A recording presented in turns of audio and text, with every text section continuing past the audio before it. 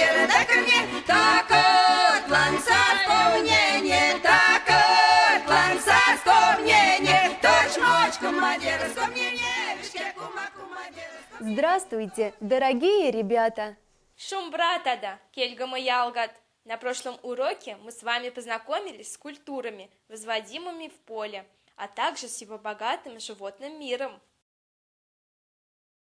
На сегодняшнем занятии мы со сказочным героем Куйгарышем представим вам достаточно интересную тему.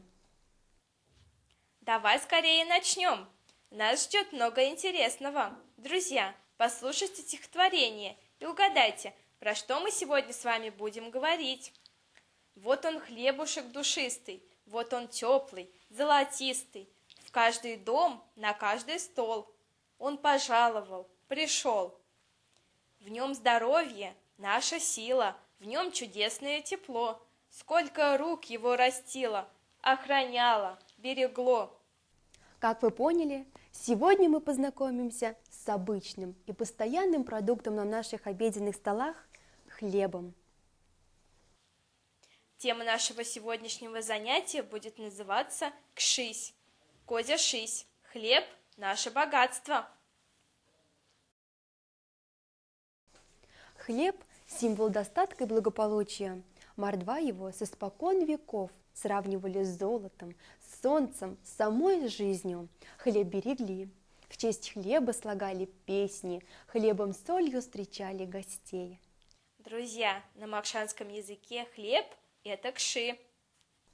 Ребята, прежде чем попасть на стол, хлеб проделывает огромный путь. Пшеничный хлеб пекут из пшеной муки, а ржаной или по-другому черной – из ржаной. Саму же муку получают из зерен пшеницы и ржи, которые растут в поле. Друзья, пшеничный хлеб по-макшански – акша-кши, ржаной хлеб – равжа-кши. Недаром говорят «хлеб всему головам». В нем есть белки и углеводы, витамины и минералы. Он питательный и вкусный. Ребята, как пекут хлеб? И без каких продуктов он никогда не получится вкусным? Друзья, главные продукты, из которых пекут хлеб – это мука, вода, соль, немного сахара и дрожжи. Как видите, ничего сложного, но это только на первый взгляд. У пекарей много секретов, раскрывать которые они не любят. Например, для нас остается загадкой, что такое дрожжи и для чего они нужны. Дрожжи по-макшански – оргат, обязательно добавляются в муку, чтобы хлеб получился пышным и мягким. Ребята, базовым ингредиентом в рецептуре хлеба является мука. От ее сорта, категории, вида будет зависеть неповторимый вкус хлебного изделия. Мука по-макшански – почв. Чтобы замесить упругое тесто, нужно муку и дрожжи залить холодной водой. Вода по-макшански – ведь. Хлеб приобретает неповторимый вкус за счет добавления в тесто соли и сахара. Однако у каждого выдающегося пекаря свои пропорции, которые они ни за что и никому не раскроют. Друзья, соль по-макшански – сал, а сахар – сахар. Ребята, чтобы лучше запомнился сорт хлеба на макшанском языке, давайте еще раз их с вами повторим. Куйгарыш, начинай! Конечно!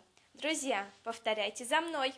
Почв – мука, оргат – дрожжи, ведь – вода, сал – соль, сахар – сахар.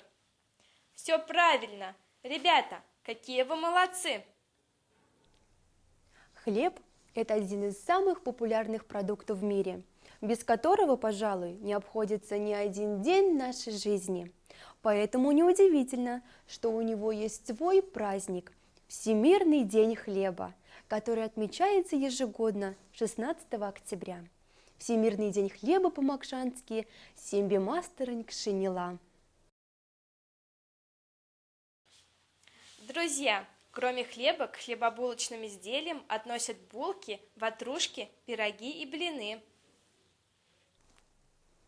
Невозможно представить праздничный стол без вкусных пирогов. Нередко в них добавляют ягодную, фруктовую, мясную или рыбную начинку. Пирог по-макшански пяряка. Пироги пярякат. Достойное место на столе каждой хозяйки издавна занимали блины. Именно они являются одними из самых любимых и почитаемых блюд. Блин по-макшански пача, блины пачат. Традиционным мордовским лакомством считается ватрушка, по-макшански курганя. Внешне напоминающее солнце, один из символов дружбы и единения народов. Друзья, давайте же свяжем наши новые слова со словами-признаками. Повторяйте за мной. Танстикши – вкусный хлеб. Антекпаньвкши – свежеиспеченный хлеб. Сурань-пачат – пшенные блины. Молодцы, дорогие ребята! А сейчас для закрепления изученного материала отгадайте загадки, которые приготовил вам Куйгарыш. Друзья, будьте внимательны. В каждой загадке спрятана подсказка. Моцарда куваняса щав, керес биелиса шратлангс.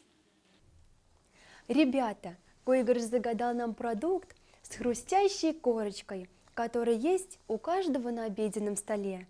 Конечно же, это хлеб, по-макшански кши. Молодцы, все правильно. Послушайте другую мою загадку. Капста Марта или повидло, мезепотмасенза афняеви, сон таквишкста поряви. Он может быть с капустой и с повидлом, однако начинку нельзя увидеть. Очень вкусный, съедается быстро. Конечно же, речь идет о пироге, по-макшански пяряка. Молодцы! И, наконец, последняя моя загадка. Место паневих пярякатне, кшись и тюкорнятне. Куйгарыш загадал нам основной ингредиент, без которого невозможно испечь ни хлеб, ни пироги, ни булочки. Конечно же, это мука, по-макшански почв. Молодцы, друзья! Справились с непростым заданием. Итак, ребята, наш урок на этом завершен. Мы очень надеемся, что он вам понравился, и вы будете ждать нашей следующей встречи. Няямузанг, кельгамы ялгат. До встречи, дорогие друзья! Вася Димазанг. Кума, кума, деревица, да, дочь, мачка, мадера.